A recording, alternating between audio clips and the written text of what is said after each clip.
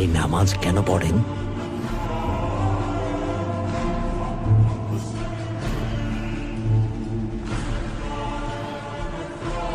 নামাজের মাধ্যমে শুকরিয়া আদায় করি।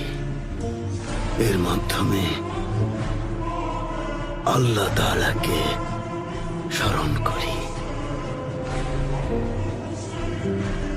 আল্লাহর কাছে ক্ষমা চাই।